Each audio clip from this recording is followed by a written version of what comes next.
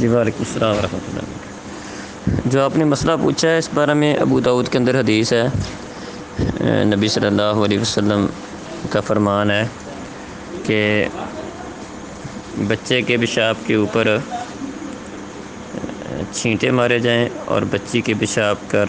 کو دھویا جائے۔ اور دوسری بات میں مزید اس کی وضاحت موجود ہے، یہ حکم اس وقت تک ہے جب تک وہ کھانا کھانے نہ لگیں، مطلب بچے کا گزارا صرف اپنی ماں کے دودھ پر ہوتا ہے،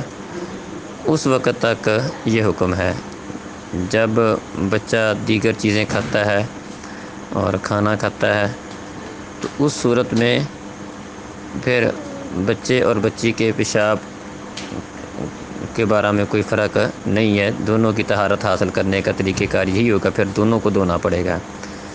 تو جب تک بچے کا گزارا صرف دودھ پر ہوتا ہے، دودھ پینے والا بچہ ہے، چھوٹا بچہ ہے، 2 سال کی کم عمر ہے اس کی، اور اس کا گزارا صرف دودھ پر ہی ہوتا ہے، تو یہ حکم اس وقت تک کے لیے ہے کہ دونوں میں بچے اور بچی کے پیشاب کو پاک کرنے کے بارے میں یہ فرق ہے کہ اگر بچہ پیشاب کر دے کپڑے کے اوپر تو وہاں خالی